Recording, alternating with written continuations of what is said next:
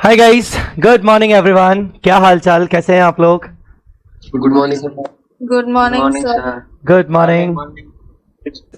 जितने भी बच्चे अभी लाइव हैं सबको गुड मॉर्निंग, और इसके अलावा good morning, good afternoon, good evening to PDGD students. चलो जी, शुरू करते हैं अपना सेशन। हम क्या पढ़ रहे थे उस पे आते हैं। हमारा जो चैप्टर चल रहा था इंट्रोडक्शन टू इंड एएस, उस पे हमारी बातचीत चल रही थी और हम इसके पहले तक यहां तक पहुंच गए थे। इंड एएस का नंबरिंग कैसे होता है वहां तक हम पहुंच गए थे। मुझे नहीं लगता कि ऐसा कुछ रिवीजन करवाने की जरूरत है, क्योंकि वो जो की टर्म्स मैंने पढ़ाए थे, कीवर्ड्स पढ़ाए थे, वो ऑलरेडी हम रिवाइज कर चुके हैं। बाकी सब चीजें नॉलेज पर्पस की बातें थी, तो हम आगे कंटिन्यू कर सकते हैं। कंटिन्यू करें। यस एवरीवन जल्दी बताओ। Yes sir. Yes sir. Okay चलो। आगे कुछ बातें आज इंपॉर्टेंट करने वाले हैं कि भाई इंड एएस का जो मैं आपको लिस्टेड अनलिस्टेड वाला बता रहा था वो कैसे आया था, और 2015 में वो कैसे कैसे फेज वाइज एप्लीकेबल हुआ, उस पर अपन बात करेंगे। उसको बोलते हैं रोड मैप। मतलब ये वाली बात करूंगा मैं, road map for the applicability of Ind AS. Ind AS कैसे कैसे अप्लाई होता है, किस किस कंपनी के ऊपर अप्लाई होता है। उससे पहले एक छोटा सा पॉइंट बचा हुआ है, how Ind AS has been structured. Ind AS के अंदर कंटेंट क्या क्या होता है, कंटेंट नहीं बोलना चाहिए, बेसिकली इंड एएस के अंदर कौन कौन से पैराग्राफ्स होते हैं। मैं बता दूं कि इंड एएस के अंदर सबसे पहले ऑब्जेक्टिव वाला पैराग्राफ होता है। ऑब्जेक्टिव वाला पैराग्राफ की मतलब ये इंड एएस क्यों निकाला गया, ये इंड एएस क्यों ड्राफ्ट किया गया, इसका ऑब्जेक्टिव क्या है, ये कौन सी चीजों के ऊपर एड्रेस करेगा। जैसे मैं आपको एक एग्जांपल देता हूं, let me show you one example.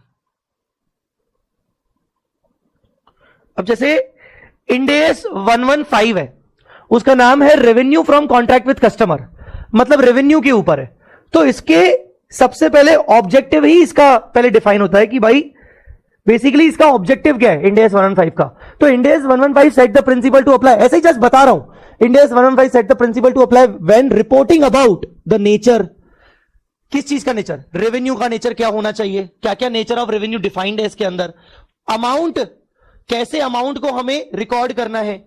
Timing, revenue को किस टाइम पर रिकॉर्ड करना है, अभी करना है कि बाद में करना है। और अगर रिकॉर्ड कर लिया तो उसकी अनसर्टेनिटी, बाद में अगर हमें लगा कि यार पैसे तो मिलेंगे नहीं, तो उसके बाद हमें उसको रिवर्स करना चाहिए क्या। तो रेवेन्यू और उससे जुड़ा हुआ कैश फ्लो के नेचर के बारे में, अमाउंट के बारे में, टाइमिंग के बारे में, अनसर्टेनिटी के बारे में ये बात करने वाला है इंड एएस 115। तो इसने अपना ऑब्जेक्टिव बता दिया कि भाई मैं मेरा फोकस एरिया क्या होगा। ऐसे हर इंड एएस में सबसे पहले ऑब्जेक्टिव डिफाइन होता है, मतलब द फोकस एरिया, कि मतलब ये इंड एएस कौन सी चीज को एड्रेस करने वाला है। ठीक है, आ रही है मेरी बात समझ में कि नहीं। यहां पर उन्होंने क्या लिखा है, what is the main purpose for which Ind AS is formed. Ind AS को किस पर्पस के लिए फॉर्म किया गया है। On a bird's eye view it mentions the issues dealt by it and what objective it seeks to achieve. Overall किसी भी Ind AS में इंड एएस को क्यों लाया गया, ये कौन कौन से इश्यूज एड्रेस करने वाला है, वो होता है ऑब्जेक्टिव। जैसे मैंने अभी आपको एग्जांपल दिया 115 का, इधर एग्जांपल लिखा हुआ है इंड एएस 2 का। अब जैसे इंड एएस 2 कौन सा है, इन्वेंट्री, तो उसका ऑब्जेक्टिव क्या है कि भाई इन्वेंट्री को जब रिकॉर्ड किया जाएगा तो उसकी कॉस्ट शुड बी डिफाइंड, कि इन्वेंट्री के अंदर कॉस्ट क्या होती है, कॉस्ट के अंदर कौन कौन से एलिमेंट्स आते हैं, परचेज आता है, टैक्सेस अगर आते हैं तो कौन से आते हैं, लेबर आती है क्या, ओवरहेड्स आते हैं क्या, तो उनको डिफाइन करने का ऑब्जेक्टिव इसका है। एनआरवी क्या होती है, और इन्वेंट्री को बैलेंस शीट डेट पर हमें कैसे मेजर करना चाहिए। तो बेसिकली उसका इंड एएस 2 का ऑब्जेक्टिव है, वही बताया गया है इसमें एग्जांपल के रूप में। तो सबसे पहले हर इंड एएस का एक ऑब्जेक्टिव होता है। दूसरा पैराग्राफ होता है इंड एएस के ऊपर स्कोप का। अब ऑब्जेक्टिव डिफाइन हो गया, बट उसके अंदर यह आता है कि अब ये इंड एएस किस किस एंटिटी के ऊपर अप्लाई होने वाला है, कौन सी कंपनी के ऊपर अप्लाई होने वाला है। जैसे मैं आपको दूसरा, मैं अब आपको सब ये सब एग्जाम्पल के रूप में देने वाला हूं। तो फॉर एग्जाम्पल जैसे यस इंड एएस, ये मैं सब आपको अपने कंसेप्ट बुक से बता रहा हूं तो आपको जल्दी समझ में आएगा। जैसे इंड एएस 36 है, उसके अंदर है ना नॉन एप्लीकेबिलिटी का एक प्रोविजन है। तो नॉन एप्लीकेबिलिटी मतलब ये इंड एएस कहां, 36 का नाम क्या है, इंपेयरमेंट ऑफ असेट। कि इंपेयरमेंट मतलब क्या होता है, असेट की वैल्यू को रिड्यूस करना, असेट की वैल्यू को रिड्यूस करना। तो बेसिकली ये इंड एएस बोलता है कि भाई ये सारे असेट्स के ऊपर अप्लाई नहीं होगा 36, मतलब इन्वेंट्री के ऊपर अप्लाई नहीं होगा। जो भी कॉन्ट्रैक्ट्स आपके 115 मतलब रेवेन्यू वाले 115 के जो कॉन्ट्रैक्ट्स हैं उनके ऊपर अप्लाई नहीं होगा।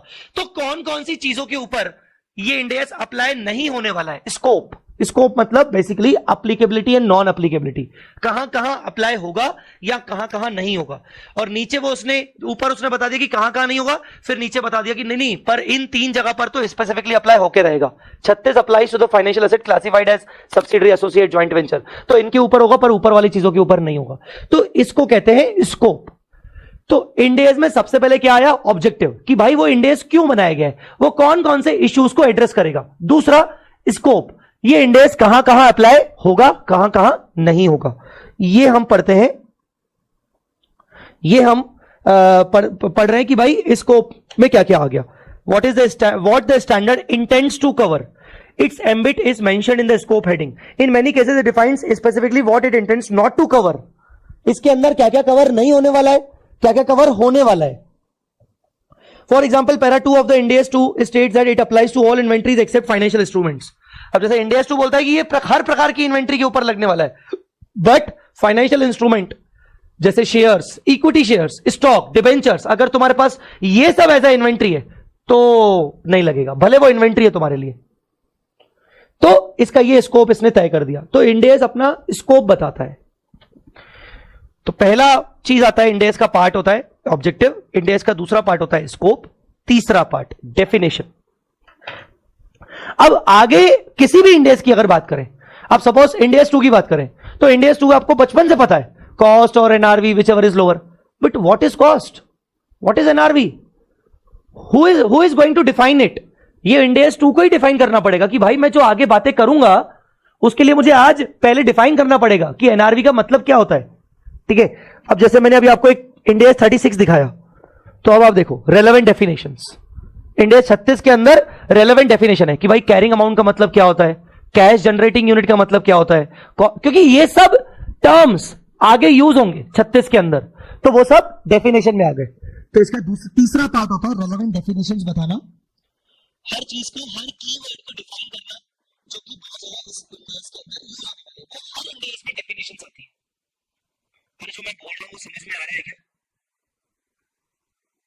Yes, sir. Yes, sir. All right. कुछ बच्चे बाद में जुड़े हैं, शायद स्टार्टिंग में कुछ कम बच्चे थे, अभी बाद में मुझे थोड़े दिख रहे हैं ज्यादा जुड़े हैं। सब लोग हैं, क्लियर हैं, सब लोग मेरे साथ अभी हैं? Yes, sir.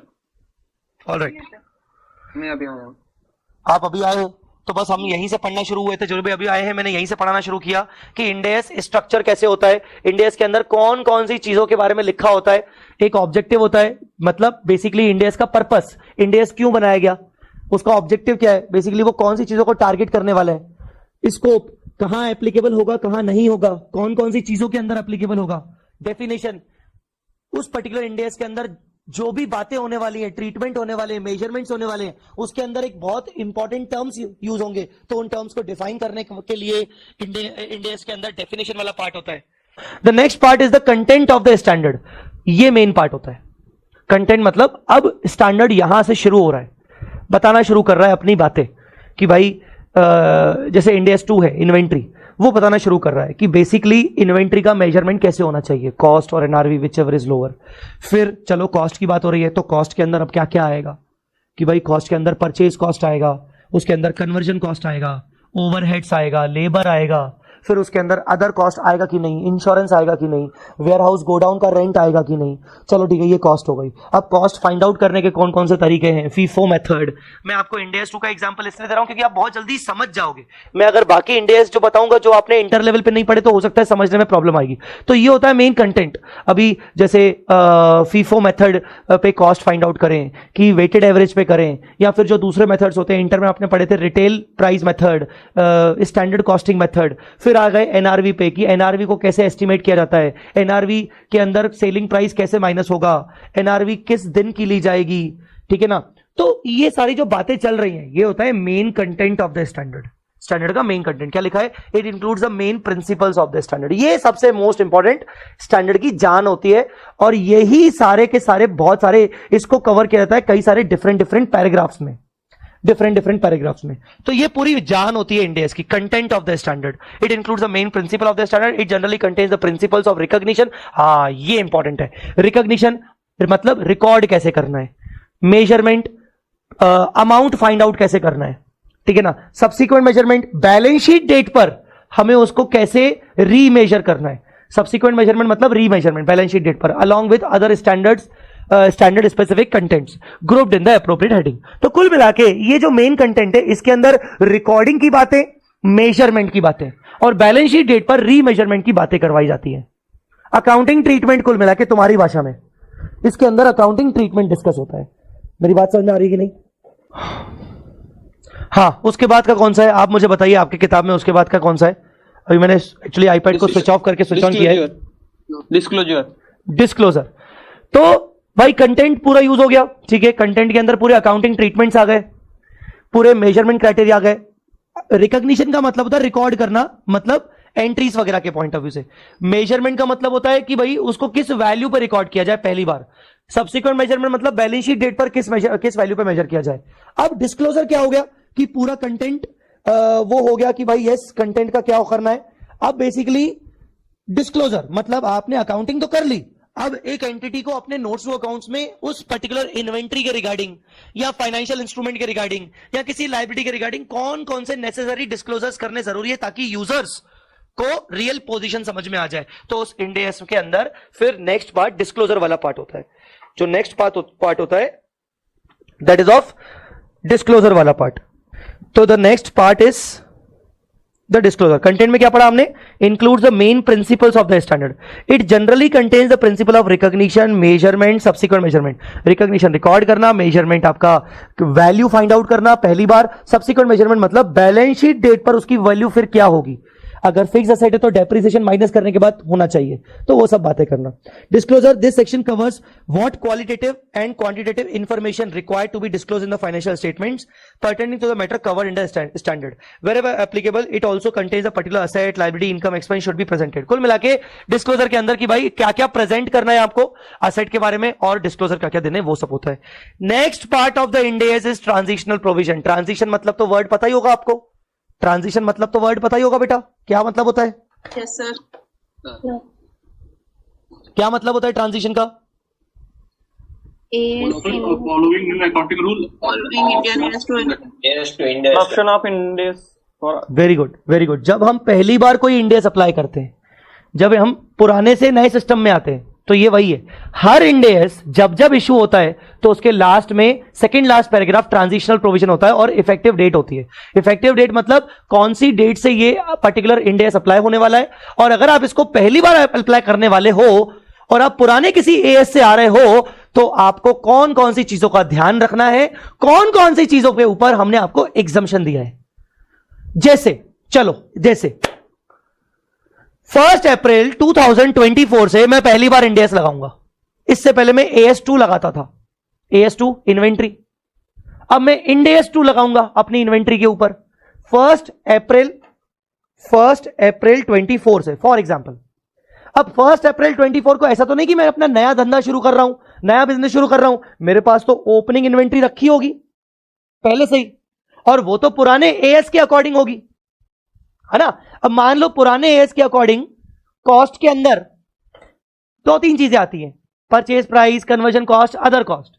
अब जो नया इंड AS है उसने बोल दिया कि कॉस्ट के अंदर purchase cost, conversion cost, other cost तो आएगा ही आएगा, नो डाउट एट ऑल, पर मान लो बोरोइंग कॉस्ट भी आएगा। सपोज इसने बोल दिया कि एक और फैक्टर आएगा, बोरोइंग कॉस्ट, जबकि पुराने AS2 में हमने कोई बोरिंग कॉस्ट ऐड ही नहीं की थी ओपनिंग इन्वेंट्री में। हाँ, ये बात है कि इन्वेंट्री बनाने के लिए हम लोन लेते हैं, हमारा OD यूज होता है, और हमारा जो इन्वेंट्री है वो बहुत अच्छा खासा टाइम लेता है। आपने ना सीए इंटर, सर जलील कर रहे हो, करूंगा। सीए इंटर में आपने AS16 बोरिंग कॉस्ट करके पढ़ा है। AS16 borrowing cost qualifying asset बेटा, Yes, sir. याद आ रहा है कि नहीं? हाँ, कोई डिफाइन कर रहा था, बोलो बोलो बोलो। Qualifying asset, those assets which taking substantial period of time To get ready for its intended use or sale. those assets. To get ready for its intended, और जो पहली लाइन तुमने बोली वो ज्यादा इंपॉर्टेंट थी, वेरी गुड। सब्सटेंशियल टाइम, कोई भी ऐसी एसेट जो अच्छा खासा समय ले, generally a period of 12 months, ऐसी कोई भी एसेट जो कि बनने में, रेडी होने में टाइम ले। कितना time? Substantial time. Substantial time generally 12 महीने। मान लो मेरी इन्वेंट्री क्वालिफाइंग एसेट है, टाइम लेती है। वाइन प्रोड्यूसिंग कंपनी हूं मैं, वाइन बनाता हूं, इट टेक्स टाइम, 16 से 18 महीने लग जाते हैं वाइन बनाने में, पूरा उसका टेस्ट एनहांस होने में, उसको बेचने के लिए 18 महीने लग जाते हैं। तो मेरी इन्वेंट्री क्वालिफाइंग एसेट है और उसके लिए मैंने फंड्स अरेंज करके रखे हैं, उसके ऊपर मुझे ब्याज देना पड़ता है, बोरिंग कॉस्ट। मान लो मेरा इंडेक्स टू बोलता है नहीं, AS2 के अंदर मैंने ऐसा कुछ किया ही नहीं था, अब क्या करूंगा मैं तो पहली बार इंडेक्स लगा रहा हूं। मान लो इंडेक्स टू ने बोल दिया कि नहीं नहीं नहीं, आपको अपनी ओपनिंग इन्वेंट्री में इंटरेस्ट ऑन बोरोइंग कॉस्ट को ऐड करना पड़ेगा।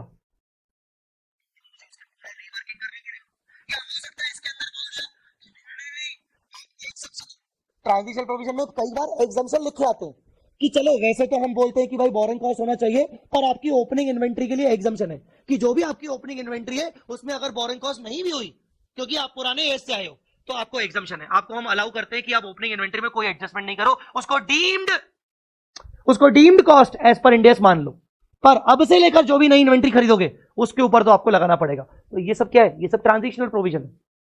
ट्रांजिशनल प्रोविजन में वो बताता है कि जब तुम पहली बार किसी असेट लायबिलिटी को इंडेस में लेके आ रहे हो तो क्या तुम्हें कोई एडजस्टमेंट्स करने हैं क्या, तुम्हें कोई उस टाइम पे कोई एडजस्टमेंट्स करने हैं क्या? इफ यस तो वो ट्रांजिशनल प्रोविजन में लिखे होंगे, नहीं करने हैं, कुछ एग्जम्पशंस दिए हैं तो वो भी ट्रांजिशनल प्रोविजन में लिखे होंगे। बच्चों मेरी बात समझ में आ रही है कि नहीं? जल्दी बोलो।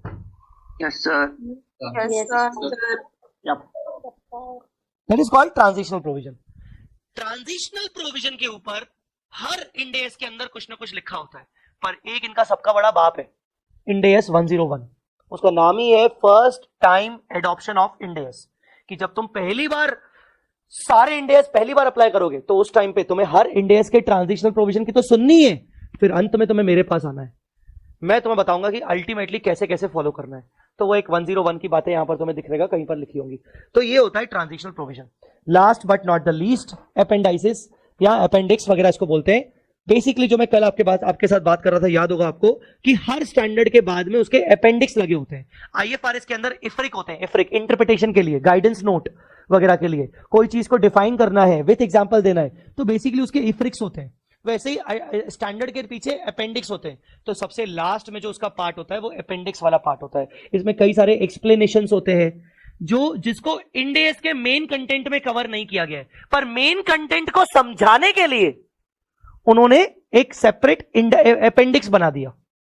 मेन कंटेंट को समझाने के लिए उन्होंने एक अपेंडिक्स बना दिया जिसके अंदर कई सारे आपको एक्सप्लेनेशंस मिलेंगे, कुछ कुछ चीजों को समझाने के लिए आपको कई सारी गाइडेंस मिलेंगी कि इसको कैसे अप्लाई करना है इंडेस को, ठीक है ना। कुछ टर्म्स को और ज्यादा अच्छे से डिफाइन किया जाएगा विथ एग्जांपल, डेफिनेशन तो ऊपर थी पर विथ एग्जांपल डिफाइन करने का तरीका। तो ये सब चीजें हैं। इसके अलावा IFRS से क्या क्या उसके डिफरेंसेस हैं वो भी आता है। हर इंडेस के अपेंडिक्स में आपको IFRS के डिफरेंसेस मिलेंगे, और ये हमारे नोट्स की बात नहीं कर रहा हूं, ये मेन जो MCA ने जो इंडेस इशू करके रखा है, मतलब बेयर एक्ट वाला, उसके अंदर की बात कर रहा हूं, बेयर एक्ट वाला, उसके अंदर आपको IFRS के कंपैरिजंस मिलेंगे और लास्ट में उसके इंटरप्रिटेशंस मिलेंगे। तो कुल मिला के ये पूरा स्ट्रक्चर होता है पूरे इंडेस का, ठीक है। चलो क्या क्या आता है इंडेस के अंदर, मुझे बताना क्या क्या आता है इंडेस के अंदर।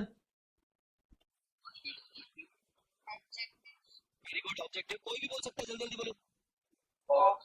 स्कोप, वेट, स्कोप में क्या होता है? स्कोप में क्या होता है?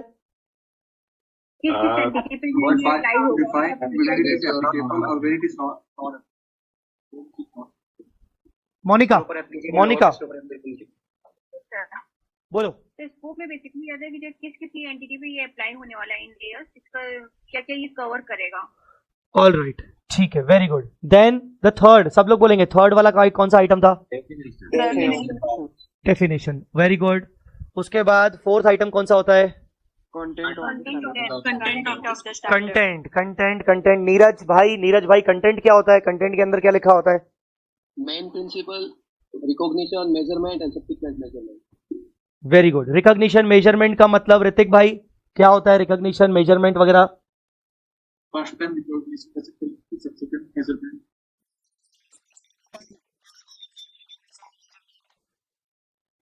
रिकॉग्निशन मीन्स कैसे रिकॉर्ड करेंगे, मेजरमेंट मीन्स उसकी फर्स्ट टाइम वैल्यू क्या होगी, और subsequent measurement means balance sheet date पे किस वैल्यू पे रिकॉर्ड करेंगे। Very good. चलिए, तो मेन कंटेंट हो गया। कंटेंट के बाद क्या आता है बेटा? Disclosure. Disclosures. Very good, disclosures. उसके बाद क्या आता है बेटा? ट्रांजिशनल प्रोविजंस और उसका इफेक्टिव डेट, कि वो पर्टिकुलर इंड एस कौन सी डेट से अप्लाई होगा। और last but not the least क्या आता है? Last appendix. अपेंडिक्स के अंदर क्या क्या होता है बच्चों?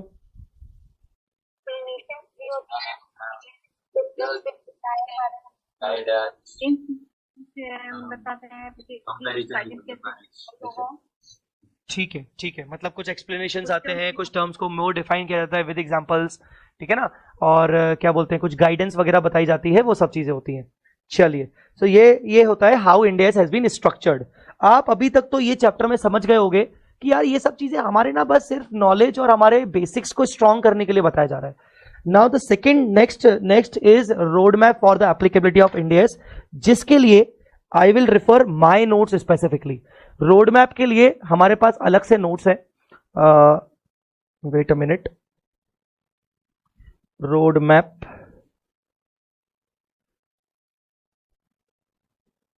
मैं एडवांस में आपको शेयर कर देता हूं, बाद में आप रेफर कर सकते हो।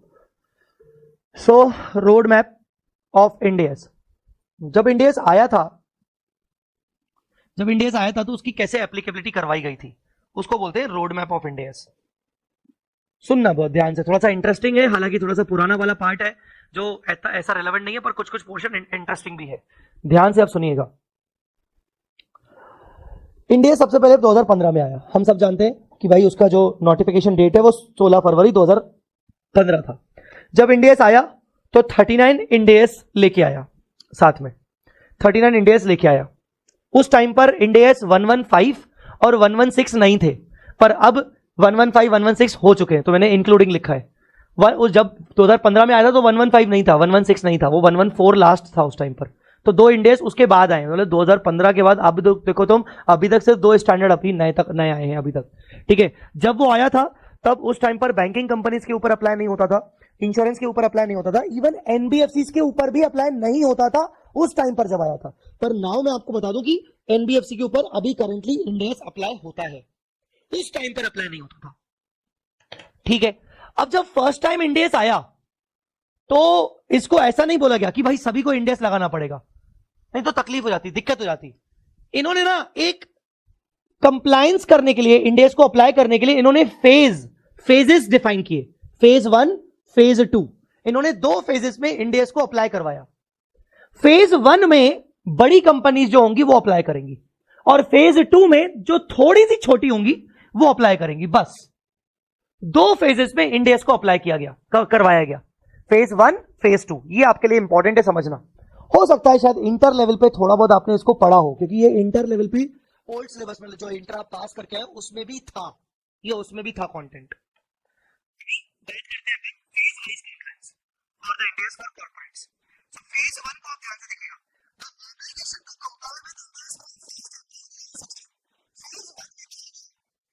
कि जो भी कंपनीज इस फेज में आएंगी उनको इंड एस अप्लाई करना पड़ेगा 1 अप्रैल 2016, 1 अप्रैल 2016 से, 1 अप्रैल 2016 से they are going to apply the Ind AS. अब इसके अंदर कौन कौन सी कंपनीज आएंगी? Following companies shall comply with Ind AS. कौन कौन सी कंपनीज? पहला Ayush, read it Ayush. In accordance with clause of the sub-rule 1 or rule 4 of the company's Indian accounting standard rule 2015. वैसे पॉइंट नंबर 1 पढ़ना था, कोई बात नहीं, वैसे पहला पॉइंट पढ़ना था। Sorry sir. Company listed in the process of listing, except company listed on an SMW exchange, on stock exchange in India or outside India, having net worth of 500 crore or more. ठीक है, ठीक है। ऐसी कोई भी company जो listed है या लिस्टिंग की प्रोसेस में, पर वो अगर एसएमई एक्सचेंज में लिस्टेड है तो नहीं। एसएमई एक्सचेंज एक सेपरेट होता है, एक मेन एक्सचेंज होता है, और एक स्मॉल एंड मीडियम इंटरप्राइजेस के लिए एक सेपरेट एक्सचेंज होता है। अगर आपकी company small and medium entity है और वो एसएमई एक्सचेंज में लिस्टेड है तो नहीं, उसके ऊपर इंडियस नहीं लगेगा। तो मेन स्टॉक एक्सचेंज में अगर लिस्टेड हो या लिस्टिंग की प्रोसेस के लिए अप्लाई कर दिया है, चाहे वो स्टॉक एक्सचेंज इंडिया में है चाहे इंडिया के बाहर है, और नेटवर्थ तुम्हारी 500 करोड़ या उससे ज्यादा है, नेटवर्थ तुम्हारी 500 करोड़ या उससे ज्यादा है, तो तुम्हारे ऊपर इंड एस 1 अप्रैल 2016 से अप्लाई हो जाएगा।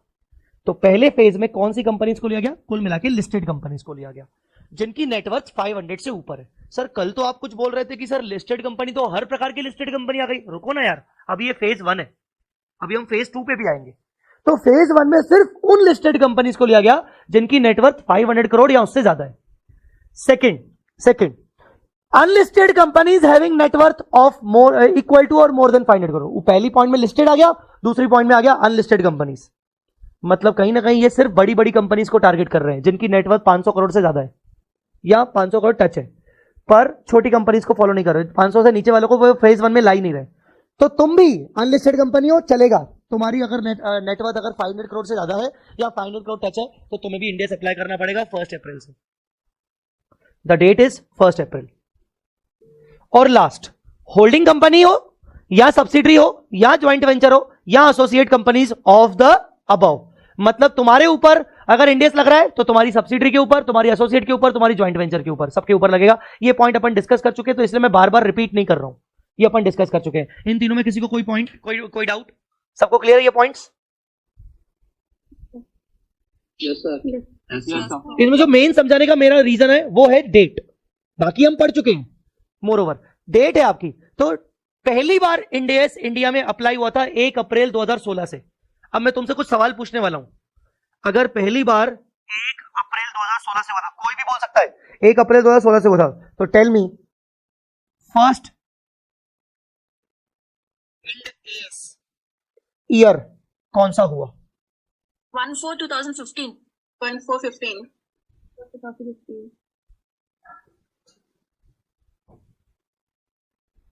1/4/15 2016-17 16 होगा क्योंकि 15 में ट्रांजिशन डेट हो जाएगा। 1/4/15 मैंने फर्स्ट इंडेस ईयर पूछा, year Financial year 2016-17 the year is 16-17 my dear students. आप पुराना बता रहे हो, आप ट्रांजिशन को ध्यान रखते हुए बता रहे हो, मैं ईयर पूछ रहा हूं मेरे बच्चों, मैं ईयर की बात कर रहा हूं। तो पहला ईयर तो जब अगर वो अप्लाई कर रहा है 1 अप्रैल 16 से, तो उसका पहला ईयर ऑफ एप्लीकेशन कौन सा हुआ? 16-17, सिंपल। अब मैं पूछ रहा हूं कि अगर वो 16 से अप्लाई कर रहा है तो वो रिट्रोस्पेक्टिव इफेक्ट कब से देगा? रिट्रोस्पेक्टिव इफेक्ट फ्रॉम, ये डेट बताओ। Retrospective effect from 1/4/15 1 April 2015। Very good, 1 अप्रैल 15। इस 1 अप्रैल 15 को कौन सी डेट बोली जाएगी? नाम क्या है इस डेट का? Transition date. Very good, very good. और बताओ, अगर ये करंट ईयर में इंडिया सप्लाई हुआ है तो कंपैरेटिव में होगा क्या? क्या कंपैरेटिव में इंडिया सप्लाई होगा क्या? मतलब 15-16 में भी होगा, आया ना? चलिए आइए देखिए, सबसे पहले मैंडेटरी कंप्लायंस पढ़िए, ऊपर वाला छोड़ दो। Mandatory compliance current financial year, उसका पहला वाला कौन सा होगा? 16-17। मतलब पहली इंड एस बैलेंस शीट जो बनाई जाएगी वो 31 मार्च 2017 की बनाई गई थी। मैं जो भी बता रहा हूं वो सब हिस्ट्री है, तो इसलिए थोड़ा सा अपन फास्ट चल रहा है। उसका जो कंपैरेटिव पीरियड था, मतलब पिछले साल वाला, अगर 16-17 करंट ईयर है तो 15-16 आपका हो गया कंपैरेटिव। और उसकी ट्रांजिशन डेट, जिस डेट पर तुम क्या बनाओगे बेटा, मैंने कुछ बताया था ट्रांजिशन डेट पर क्या बनता है? Opening इंडेस balance sheet. याद करो, बैलेंस शीट तुम्हारे पास पुराने एस के अकॉर्डिंग है, ट्रांजिशन डेट पर तुम्हें नई बैलेंस शीट बनानी पड़ेगी। किसी ने पूछा भी था कि सर इसका ऑडिट वापस से होगा क्या? याद करो। Yes sir. तो ट्रांजिशन डेट हो गई 1 अप्रैल 2015। तो this is the mandatory compliance phase 1 के अंदर। 1 अप्रैल 16 से अगर आपको करना है तो मैंडेटरी आपको 16-17 से इंडेस अप्लाई करना पड़ेगा। Comparative 15-16, transition date 1/4/15। सर ये इसके ऊपर क्या लिखा है? Voluntary compliance optional. हाँ, जब फेज वाइज आया था फेज 1, तो फेज 1 ने बोला अगर आप चाहते हो तो आप 1 साल पहले भी अप्लाई कर सकते हो, ऑप्शनल। आप पहले भी कर सकते हो, मतलब फाइनेंशियल ईयर 15-16 से भी अप्लाई कर सकते हो। अच्छा सर ऐसा भी होता है? हाँ देखो ना, वैसे भी इंडेस आया कब से था? 16 फरवरी 2015। तो अगर मैं एक चार्ट बनाऊं तो ये है तुम्हारा 16 फरवरी 2015, तो यहां तुम्हारा 31 मार्च 2015 ईयर एंड हो रहा है, और अगला ईयर जो तुम्हारा है ये है तुम्हारा 15-16। तो इंडेस ने बोला कि देखो हम तो यहां आ चुके हैं, नोटिफाई हो चुके हैं, तुम चाहो तो तुम इस ईयर से अप्लाई हो सकते हो, ऑप्शनल है, ऑप्शन है। पर अगर नहीं होना चाहते हो तो फिर तुम्हें इस ईयर से तो अप्लाई होना ही पड़ेगा। मतलब जब इंडेस आया था तो उन्होंने आपको अच्छा खासा टाइम दिया था प्रिपरेशन करने के लिए, तुम 16-17 से हो जाओ, पर अगर तुम्हारी कुछ ज्यादा इच्छा हो रही है तो तुम 15-16 से हो सकते हो। That is a voluntary compliance. अगर तुम 15-16 से हो जाओगे तो तुम्हारा कंपैरेटिव 14-15 हो जाएगा, 14-15 हो जाएगा, और ऐसे केस में तुम्हारा ट्रांजिशन डेट भी फिर 1 अप्रैल 14 हो जाएगा ऑफ कोर्स। ठीक है, so this is the first phase of application. First phase का डेट 1 अप्रैल 16, और वो कौन सी कंपनीज, चाहे लिस्टेड हो चाहे अनलिस्टेड हो, चाहे प्रोसेस ऑफ लिस्टिंग हो, लिस्टिंग चाहे तुम्हारी इंडिया में हो इंडिया के बाहर हो, 500 करोड़ और मोर की नेटवर्थ, ये है तुम्हारा फेज 1। अब मैं चाहता हूं कि तुम मुझे फेज 2 बताओ। फेज 2 तुम मुझे पढ़ के बताओ, तुम लोग पहले खुद मन में पढ़ो और फिर उसका इंटरप्रिटेशन बताओ।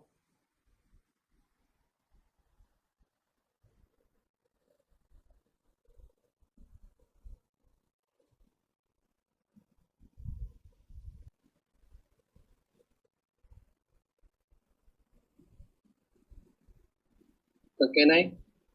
Done sir. किसने बोला कहना है? मैं नीरज। हाँ बोल भाई नीरज।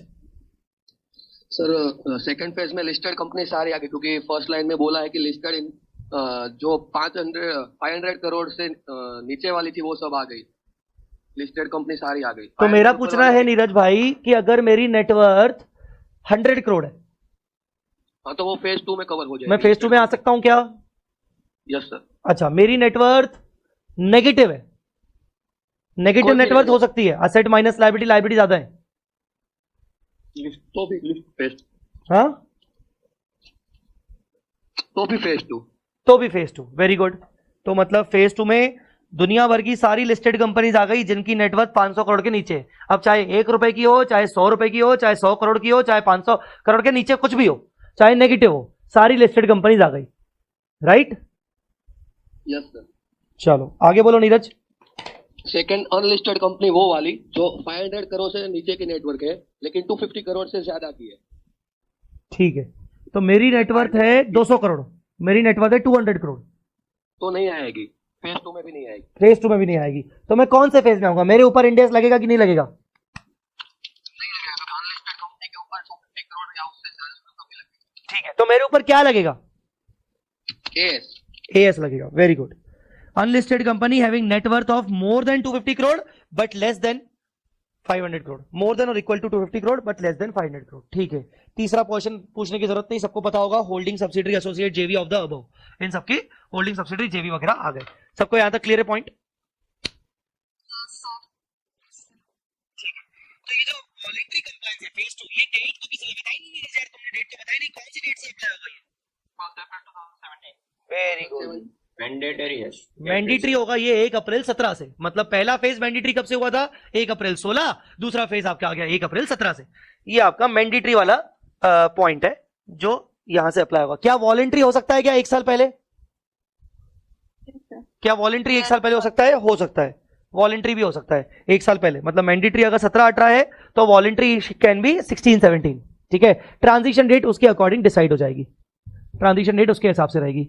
बेटा is it clear, is it done? Sir yes. Sir एक क्वेश्चन है सर, जैसे अनलिस्टेड कंपनी है जिनकी नेटवर्थ 250 करोड़ से नीचे है, उनपे बेसिकली तो इंडिया से अप्लाई नहीं होगा, बट अगर वो चाहे तो अप्लाई कर सकती है क्या इंडिया से? अगर नहीं नहीं नहीं नहीं नहीं, अगर कोई एंटिटी जो ना फेज 1 में आई ना फेज 2 में आई, और इवन अभी छोड़ो ना, ये पुरानी हिस्ट्री हो गई, अभी भी मान लो कोई कंपनी है जिसकी नेटवर्थ अनलिस्टेड है, जिसकी नेटवर्थ 250 से कम है, सर वो इंडिया से अप्लाई कर सकती है क्या? नहीं कर सकती, क्लियर कट नहीं कर सकती। ठीक है, समझा बेटा सबको? Yes sir.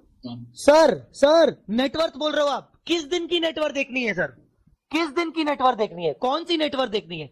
तो इंड एस ने कह दिया तू नेटवर्थ देखेगा 31 मार्च 2014 की, वो भी स्टैंड अलोन वाली, कंसोलिडेशन वाली नहीं, stand alone separate financial statements की 31 मार्च 2014 की। और अगर उस दिन की तेरे पास नेटवर्थ नहीं है 250 करोड़ 250 500, तो उसके अगले सालों में जब भी होती रहेगी तब की, जैसे 31 मार्च 2014 में मेरी नेटवर्थ 400 करोड़ है, तो ये बैठ के मैं चुप नहीं हो जाऊंगा, मैं बोलूंगा ठीक है लेट्स सी, अभी तो 400 है।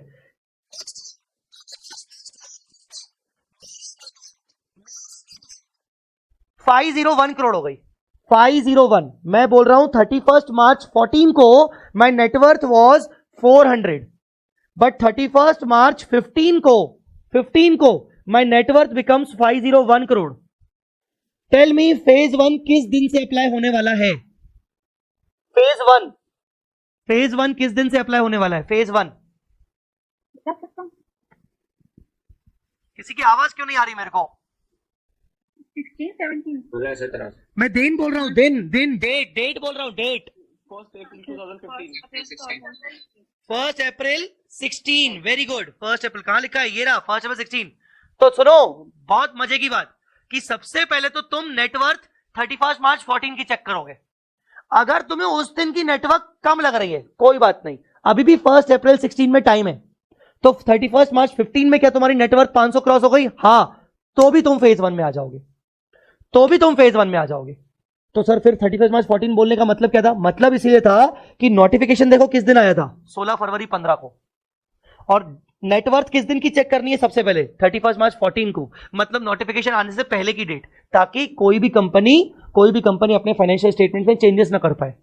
जानबूझ के ये किया गया कि नोटिफिकेशन हम जिस दिन ला रहे हैं उस दिन साला कंपनीज के ऊपर मैंडेटरी करवाना है, और अगर हमने नेटवर्थ की डेट बोल दी फर्दर फ्यूचर वाली, तो भैया कंपनीज ना विंडो ड्रेसिंग करेंगी, अपने आप को इंड एस फॉलो नहीं करवाने देंगी, वो जानबूझ के थोड़े बहुत एडजस्टमेंट करेंगी, एक आध साल के लिए पोस्टपोन करवा देंगी। तो बेटर है साला उनके ऊपर अटैक करो ये बोल के कि 31 मार्च 14 की नेटवर्थ देखी जाएगी, वो तो वो ऑलरेडी ऑडिटेड बैलेंस शीट होगी उनकी, ऑलरेडी होगा उनका, तो वो कुछ कर ही नहीं सकते, ऑडिटेड बैलेंस शीट को वो कुछ कर नहीं सकते, तो इसलिए उनके ऊपर अप्लाई करवाने के लिए, मैंडेटरी अप्लाई करवाने के लिए उनको डेट दी गई 31 मार्च 14।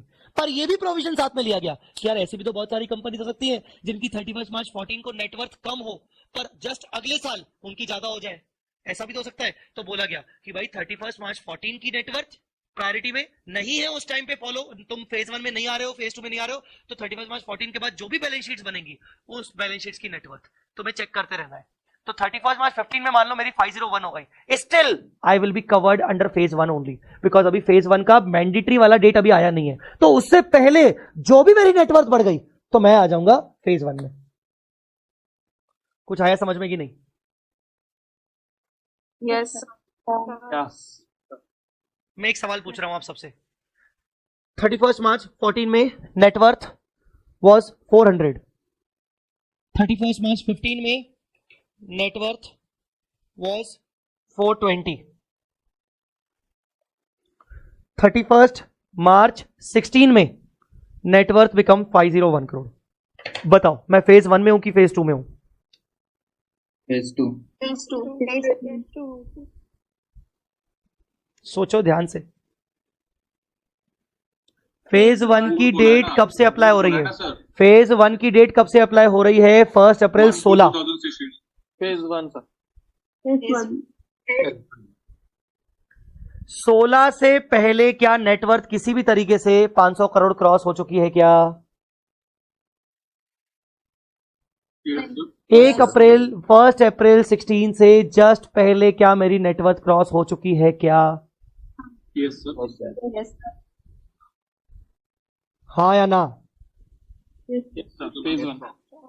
फेज 1 बेटा, phase 1 still I am into phase 1 because 31 मार्च 16 पे मेरी क्रॉस हो गई, I have to follow phase 1 in any way, समझा? अगर यहां 499 होता, चलो अब बोलो,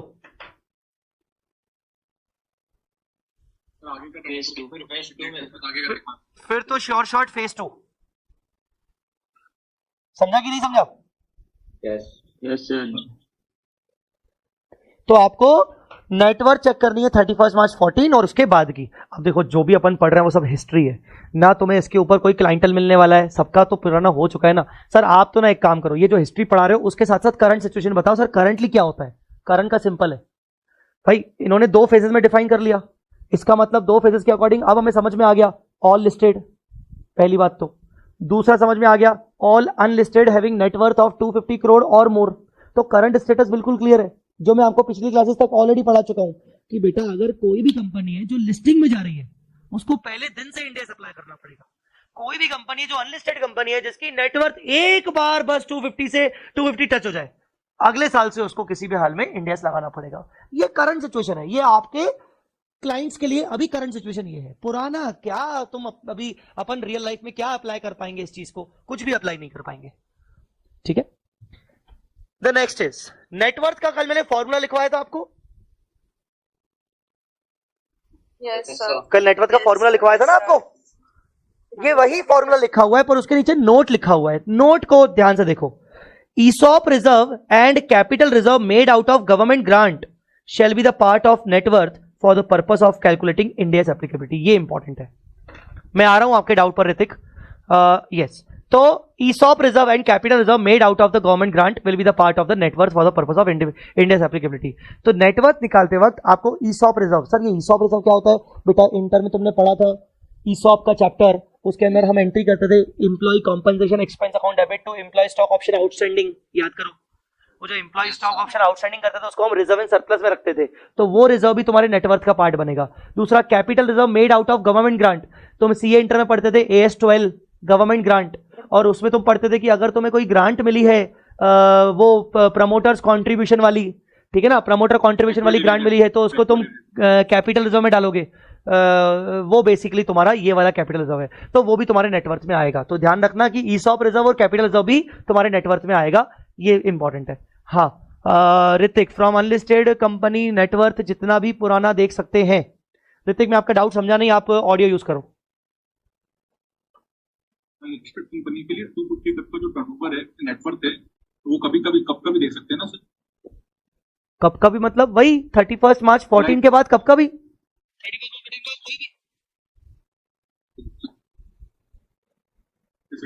ठीक है। अच्छा मुझे बताओ, अगर मैं होल्डिंग कंपनी हूं और मेरे ऊपर इंडेक्स लग रहा है स्टैंड अलोन के हिसाब से, तो मेरी सब्सिडी पे लगेगा, ये बात हम कर चुके बात, ठीक है। सवाल ये है कि अगर मेरी सब्सिडी फॉरेन सब्सिडी है तो उसके ऊपर लगेगा कि नहीं? फॉरेन सब्सिडी सर अगर जो उसकी बैलेंस शीट को हम जब कंसोलिडेशन के टाइम पे कन्वर्ट करेंगे तो उस टाइम लगना चाहिए। वेरी गुड, बहुत बढ़िया, बिल्कुल वेरी गुड। चलो इस पॉइंट को किसने अभी बोला, अभी जवाब किसने दिया? मोनिका, पढ़ो इस पॉइंट को और सभी लोग देखेंगे। फॉर कंपनी ये overseas subsidiaries, associates, joint venture and other similar entities of an Indian company may prepare its standalone financial statement in accordance with the requirements of the specific jurisdiction, provided that such Indian company shall prepare its consolidated financial statement in accordance with India's either voluntary or mandatory if it meets the criteria. अगर तुम्हारी कोई foreign subsidiary है, कोई foreign associate है, कोई foreign जेवी है, हाँ यार वो तो फॉरेन है, तो उसको तो वहां के जुरिस्डिक्शन, मतलब अगर वो अमेरिका की है तो उसको तो यूएस गैप फॉलो करना पड़ेगा ना उनके फाइनेंशियल स्टेटमेंट बनाने के लिए। पर हाँ वो करते रहे, उनके ऊपर मैंडेटरी नहीं है। फॉरेन सब्सिडरी के ऊपर इंडेक्स लगाने की जिम्मेदारी as far as their standalone financial statements are concern नहीं है। बट जब तुम उसी फॉरेन सब्सिडरी एसोसिएट जेवी को मर्ज करोगे, कंसोलिडेशन में लेके आओगे, तो तुम्हें उनके फाइनेंशियल स्टेटमेंट्स के ऊपर इंडेक्स लगाना पड़ेगा। कुछ आया समझ में कि नहीं? सबको क्लियर है? उल्टा सब्सिडरी कंपनी इंडिया की है, पर होल्डिंग कंपनी फॉरेन की है। अब बोलो, तो सब्सिडरी को इंडिया से हिसाब से बैलेंस शीट बनानी पड़ेगी, होल्डिंग को नहीं बनानी पड़ेगी। मेरा सवाल है, सब्सिडरी इंडिया की है, होल्डिंग बाहर की है, तो पहले इंडिया की कंपनी की बात करते हैं। सब्सिडरी के ऊपर इंडेक्स लगेगा कि नहीं लगेगा? लगेगा कि नहीं लगेगा? कि देखने के लिए मुझे होल्डिंग की नेटवर्थ देखनी चाहिए कि सब्सिडरी की नेटवर्थ देखनी चाहिए? सब्सिडरी की नेटवर्क सब्सिडरी की नेटवर्थ, क्योंकि इंडियन कंपनी है। चलो सब्सिडरी के ऊपर नेटवर्थ 500 करोड़ मोर हुआ, वॉट एवर जो भी है, इंडेस लग रहा है सब्सिडरी के ऊपर। अब मुझे बताओ पेरेंट का स्टेटस होल्डिंग कंपनी के ऊपर क्या करें, वो तो बाहर की है। नहीं लगाए। उससे भी तक इंडियस लगना चाहिए। होल्डिंग कंपनी बाहर की है, अमेरिका की है। नहीं लगना चाहिए। लगना चाहिए। चलो ठीक है, संदीप सैंडी पढ़ो भाई ये सेकंड नंबर पॉइंट, देखें क्या लिखा है। Indian company which is subsidiary, associate, joint venture and other similar entity of foreign company shall prepare its financial statement in accordance with Ind AS, whether voluntary or mandatory, if it meets the criteria. आगे आगे, Based on net worth of individual financial. Based on the net worth of individual financial statement, मतलब holding के ऊपर नहीं लगेगा, सिर्फ subsidiary के ऊपर लगेगा, क्योंकि होल्डिंग तो बाहर की है ना भाई साहब। आपकी होल्डिंग कंपनी यूएस गैप के हिसाब से चल रही है, मतलब अमेरिका की कंपनी है, वो तो अपने खुद के फाइनेंशियल स्टेटमेंट्स तो यूएस गैप के हिसाब से बनाएंगे ना, बल्कि उल्टा यूएस गैप उसको बोलेगा कि भाई तेरी जितनी भी सब्सिडरीज है इंडिया वाली, भले वो अपने देशों में इंडियस फॉलो कर रही हैं, तू जब उनको कंसोलिडेट करेगा यूएस में, तो तेरे को उनको कंसोलिडेशन पर्पस के लिए बल्कि उन इंडियन सब्सिडरीज के ऊपर यूएस गैप लगाना पड़ेगा। उल्टा जैसे हमने बोला हमारी सब्सिडरीज के लिए, वैसे यूएस गैप भी तो बोलेगा उनको। तो इंडियस सब्सिडरी इंडियन कंपनी है, लगेगा इंडियस उसके खुद के फाइनेंशियल स्टेटमेंट्स के according, not because of holding company की net worth. But as far as holding company is concern, holding company यहां है ही नहीं, होल्डिंग कंपनी तो बाहर है, उसके ऊपर कुछ नहीं लगेगा। और कंसोलिडेशन मुझे थोड़ी बनाना है, मैं तो सब्सिडरी हूं, कंसोलिडेशन तो होल्डिंग को बनाना है, वो जाने उसका काम जाने, क्या करना हमें क्या मतलब।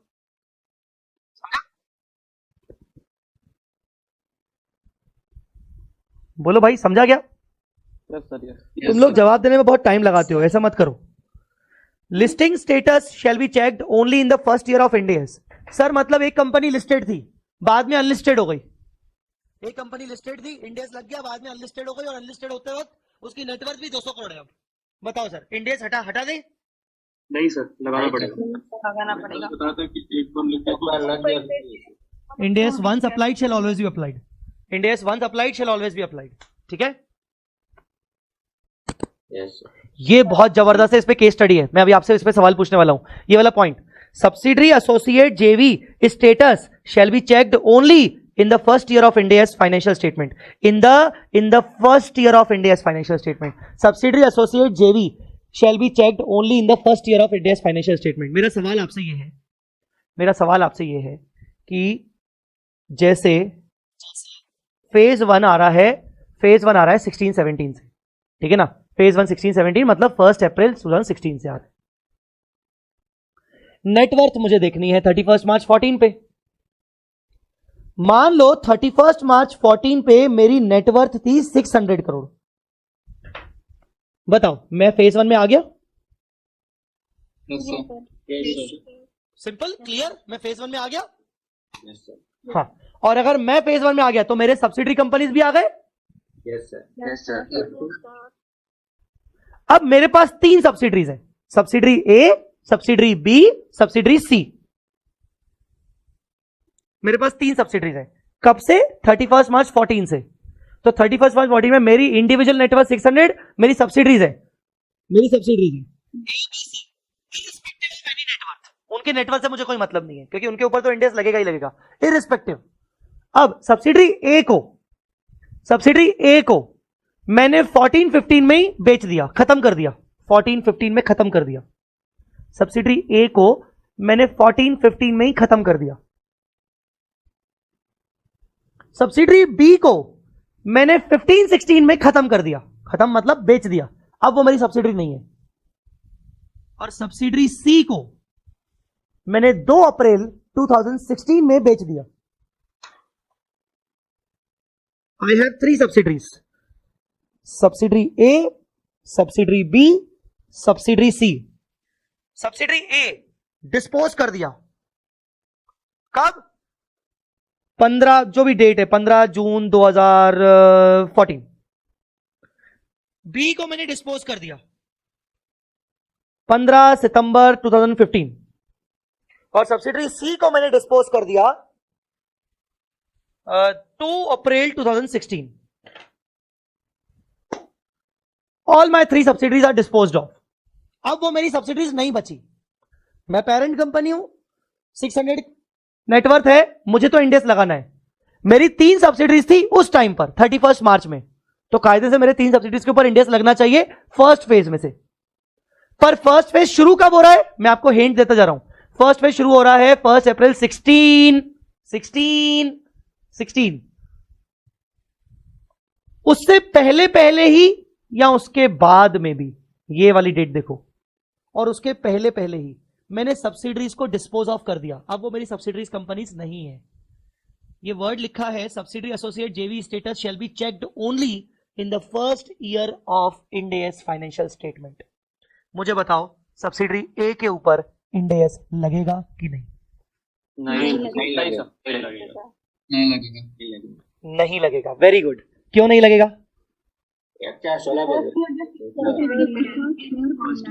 फर्स्ट ईयर के पहले ही डिस्पोज हो गए थे। करेक्ट। फर्स्ट ईयर कौन सा है हमारा फर्स्ट ईयर कौन सा है?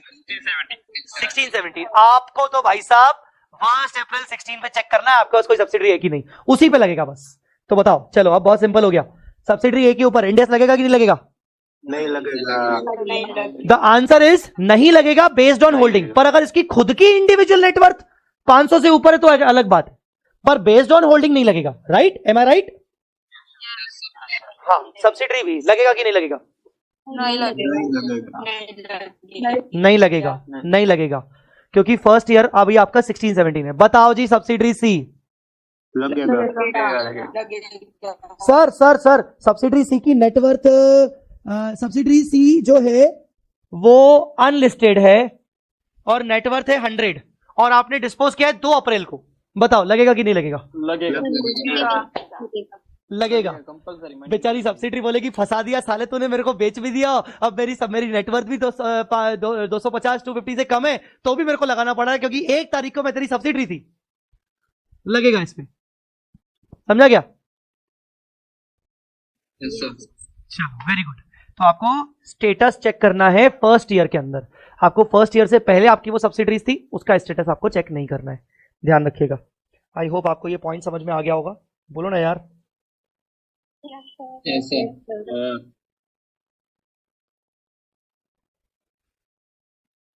अच्छा, नेटवर्थ कौन सी चेक करनी है, स्टैंड अलोन वाली कि कंसोलिडेटेड वाली?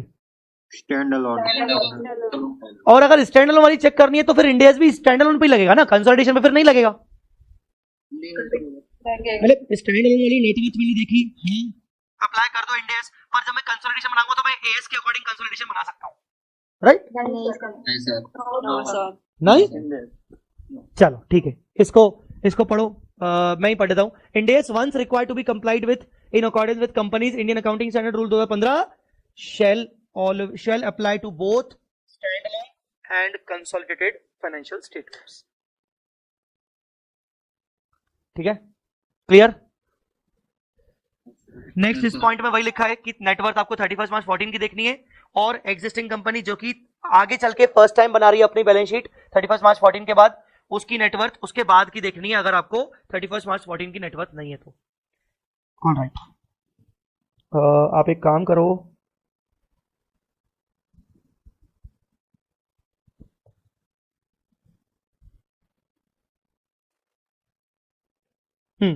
ये केस पढ़ते हैं अपन।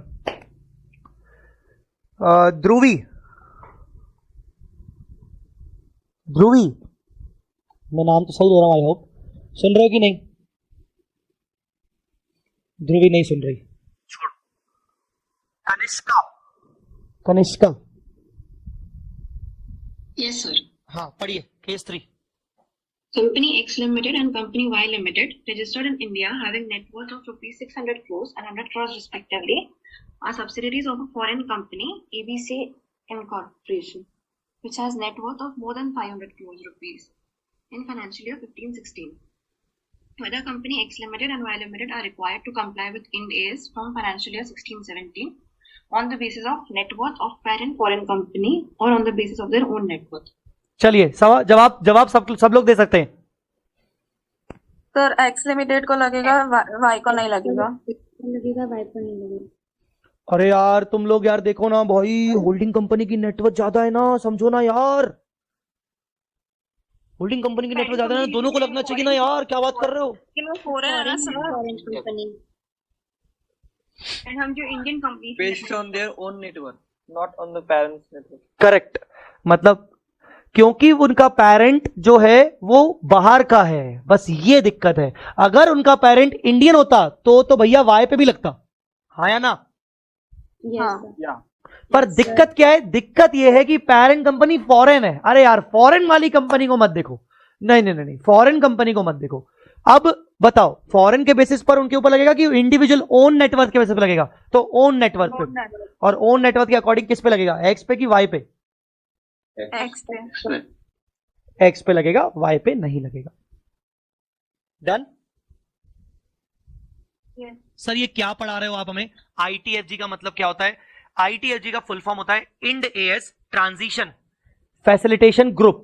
बेसिकली ये ग्रुप आईसीआई ने बनाया है अपने मेंबर्स के लिए, और उसके ऊपर उन्होंने बहुत सारी किताबें लगाई, किताबें इशू की हैं। जिन जिन मेंबर्स को, जिन जिन प्रैक्टिसिंग चार्टर्ड अकाउंटेंट्स को इंडेस अपने क्लाइंट्स के लिए फॉलो करवाने में दिक्कत आती है, या इवन जिन जिन कंपनीज को दिक्कत आती है, they can write to ICI for their query to resolve their query. तो वो लोग क्वेरी रिजॉल्व करते हैं बेसिकली। तो ये क्वेरी पूछी गई थी रियली में, तो ये बेसिकली आईटीएफजी की क्लैरिफिकेशन आते रहते हैं समय समय पर। तो ये बुलेटिन 2 इशू 2 क्या है? इशू 2 मतलब इशू 1, सॉरी, सबसे पहले बुलेटिन मतलब सेकंड एपिसोड। जैसे बुलेटिन 1 मतलब पहला एपिसोड, पहले एपिसोड में मान लो 15 इशू आए, तो हमने 15 इशू को रिजॉल्व किया। फिर 2 महीने बाद हमने दूसरा बुलेटिन निकाला, उसके अंदर 10 इशू आए, तो 10वें इशू में इशू नंबर 2 था। ये ऐसा है वो रेफरेंस। अगर आप इसको सर्च करोगे गूगल पे तो आपको मिल जाएगा, ये गूगल का प्रॉपर, ये सर्च करोगे तो आपको समझ में आ जाएगा। आईटीएफजी क्लैरिफिकेशन बुलेटिन 2 इशू 2 करके तो आपको गूगल पे मिल जाएगा। तो ये रियल वाले सिचुएशन से जो पूछी गई थी आईसीआई से, वो वाले। तो जो अच्छे अच्छे इश्यूज थे उनको मैंने कवर किया यहां पर। हाँ बढ़िया। और कौन है, और कौन है, और कौन है? किरण, केस 5। किरण Yes, sir. पढ़िए। A Limited is the first time adopted of Ind AS. It has incorporated a partnership form with B Limited, namely measures A and B associate. Whether Ind AS will be applicable to measures A and B associate by virtue of the fact that Ind AS is applicable to A Limited. भाई साहब, ए limited है, उसके ऊपर तो index लग रहा है, first time adopter है। ए लिमिटेड ने एक पार्टनरशिप फॉर्म ओपन की बी लिमिटेड के साथ मिलकर, और ए लिमिटेड उसमें पार्टनरशिप है, पार्टनर है। बताओ, measures A and B partnership firm के ऊपर इंडेक्स लगेगा कि नहीं लगेगा? No, never. No, sir. Partnership company लगेगा। नहीं लगेगा, इंडिविजुअली नहीं लगेगा। No, never. पर जब ए लिमिटेड, सपोज अब ए लिमिटेड उसमें पार्टनर है, सपोज उसका 60% हिस्सा है, और 60% हिस्सा है तो 50% ज्यादा है, तो कंसोलिडेशन तो करना पड़ेगा, क्योंकि कंसोलिडेशन के रिक्वायरमेंट में ए लिमिटेड के ऊपर मैंडेटरी है कि वो भले पार्टनरशिप ही क्यों ना है, उसको कंसोलिडेशन करना पड़ेगा। तो जब ए लिमिटेड पार्टनरशिप फर्म को कंसोलिडेट करेगा तो क्या करना पड़ेगा? कंसोलिडेशन। कुछ समझ में आ रहा है मैं क्या बोल रहा हूं? एनीवेज, पार्टनरशिप फॉर्म पे इंडियस नहीं लगेगा, बट अगर जब कंसोलिडेशन के टाइम हम बनाएंगे बैलेंस शीट, तब हमें इंडियस अप्लाई करना पड़ेगा, ताकि जो है बैलेंस शीट में जो है तो पॉइंट ही रहे। करेक्ट। बस कंसोलिडेशन पर्पस के लिए हमें पार्टनरशिप फर्म के फाइनेंशियल स्टेटमेंट्स को थोड़ा सा इंडियस के अकॉर्डिंग मैच करना पड़ेगा। बाकी पार्टनरशिप फर्म के ऊपर इंडिविजुअली अप्लाई नहीं होगा। क्यों नहीं होगा? क्योंकि पार्टनरशिप फर्म एक कंपनी नहीं है, एक इंडिविजुअल कंपनी नहीं है, ये एक सेपरेट लीगल एंटिटी नहीं है, तो पार्टनरशिप फर्म के ऊपर नहीं लगेगा। ध्यान रखिएगा इस चीज को। ये अच्छा केस था, ये केस पूछा गया था। ITFG clarification bulletin 11, 7th number issue.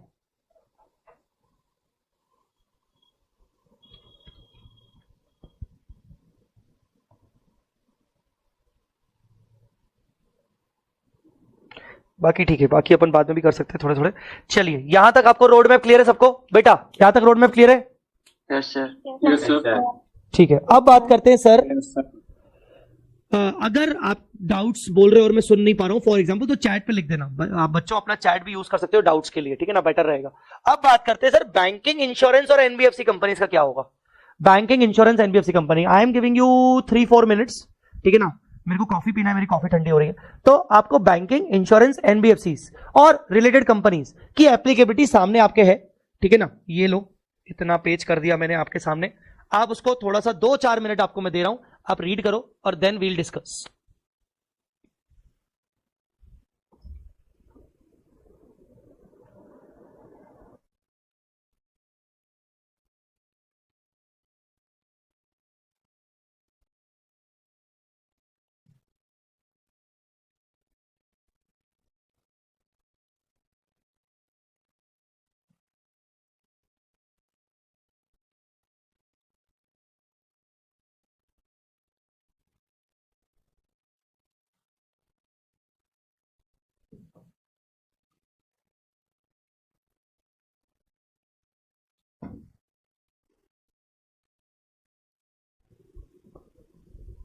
Yes, पढ़ा गया?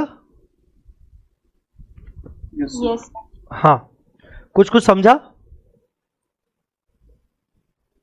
Yes, sir. Yes sir. Normal companies के लिए इंडिया शुरू हो गया था 16-17 या फिर 17-18। अब 18-19 से किसके लिए? ये सब लोगों के लिए 18-19 और 19-20। तो पूरा सीक्वेंस आपको कैसे याद रखना है कि भाई 16-17 phase 1, 17-18 phase 2, 18-19 you can say phase 3 for all these companies, and 19-20 is the phase 4 for another further NBFCs।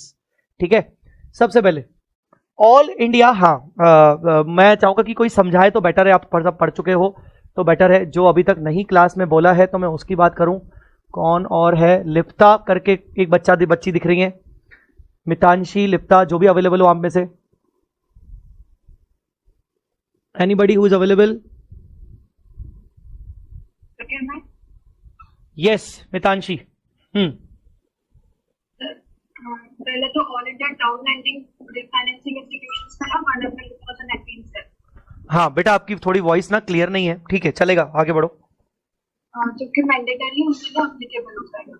ठीक है, ये ऑल इंडिया टर्म लेंडिंग में एक्सपोर्ट इंपोर्ट बैंक्स आते हैं, नाबार्ड आते हैं, SIDBI, ये सब आते हैं। All India term lending financial institutions, इनके ऊपर मैंडेटरी। ठीक है बेटा, ओके नेक्स्ट। उसके बाद NBFC पर नेटवर्क 500 करोड़ से ज्यादा है, 500 करोड़ या 500 करोड़ से ज्यादा है, उनके लिए 1 अप्रैल 2018 से लगेगा। और उनके रिस्पेक्टिव तो उनके ऊपर भी 1 अप्रैल। मतलब ये तो सर वैसा ही हो गया फेज 1 की तरह, ये तो सेम वैसा ही हो गया। Yes sir. एवरीवन, ये फेज 1 की तरह हो गया। Yes sir. करेक्ट। हाँ, उसके बाद जो NBFCs में 500 करोड़ से कम है, 500 करोड़ से कम हो और लिस्टेड है, उन पे लगेगा 1 अप्रैल 2019 से। और अनलिस्टेड NBFC है जिनकी नेटवर्थ 250 करोड़ से ज्यादा और 500 करोड़ से कम है, उन पे लगेगा। Holding subsidy. ये सेम वैसा ही फेज 2 की तरह हो गया, सब कुछ वैसा ही का वैसा।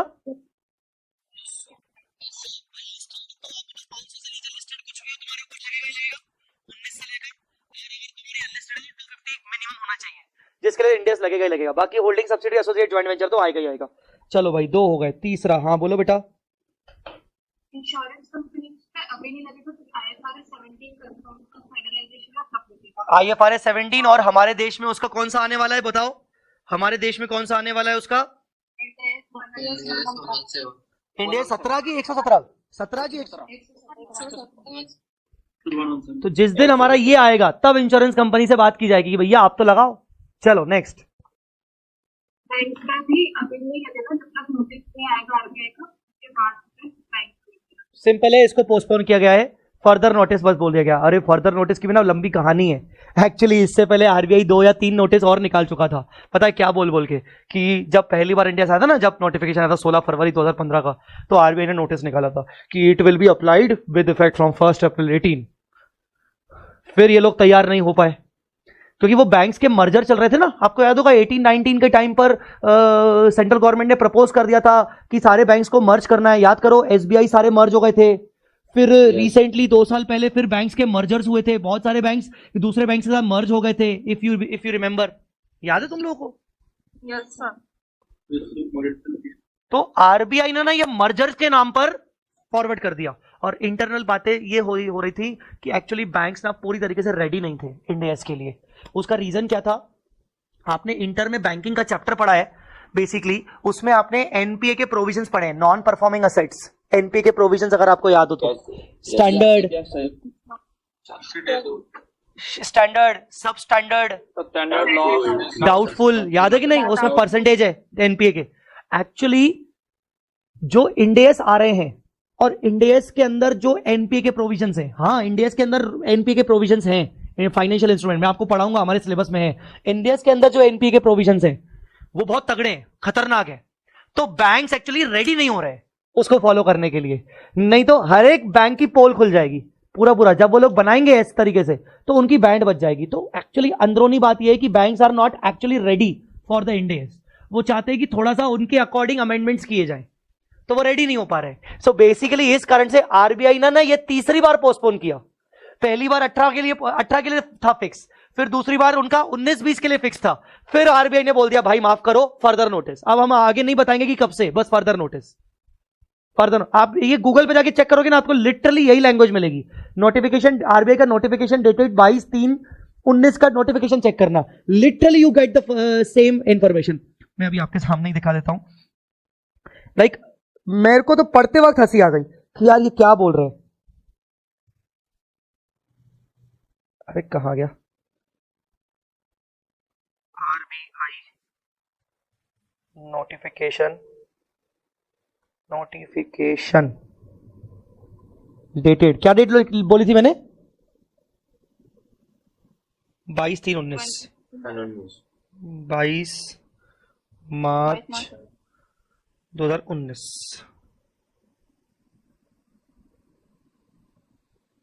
थोड़ा ढूंढना पड़ सकता है ऑफ कोर्स, अगर मिल गया एक बार तो ठीक है, नहीं तो अपन छोड़ देंगे।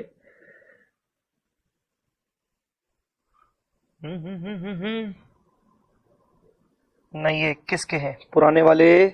हाँ ये नीचे 22/3 मई आ गया, अप्रैल आ गया, मार्च 25 नहीं, अरे 22 मार्च का इधर से हटा दिया, इधर नहीं है पर है, मतलब ठीक है। अब हम टाइम वेस्ट नहीं करना चाहेंगे, बट डेफिनेटली आपको मिल जाएगा अगर थोड़ी सी मेहनत करोगे तो।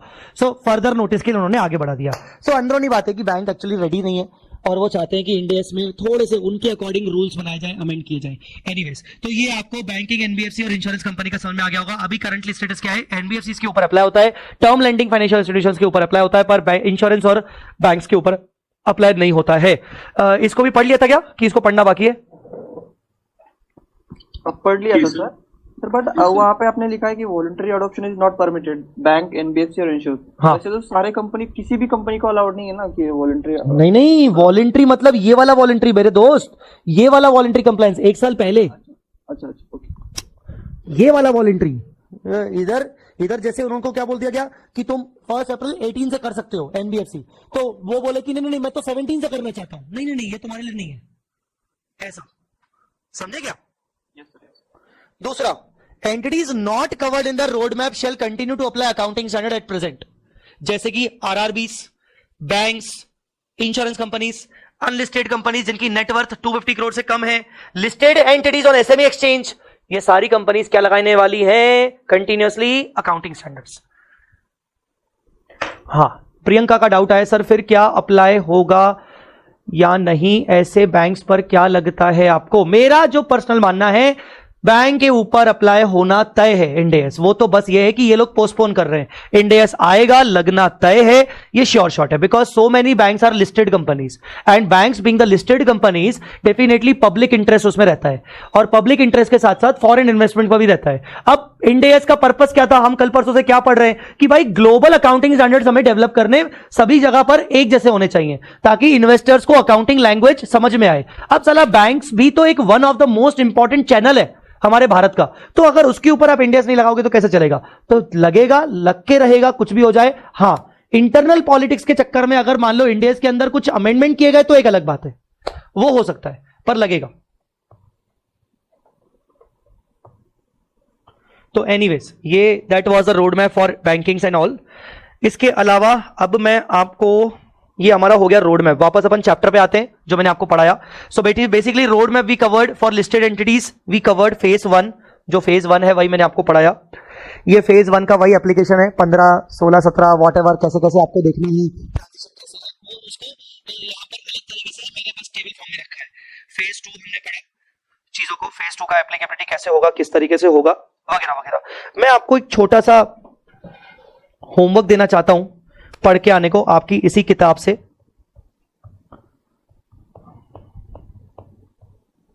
ये सारे इलस्ट्रेशंस हम कल की क्लास में डिस्कस करने वाले हैं, सो डोंट वरी।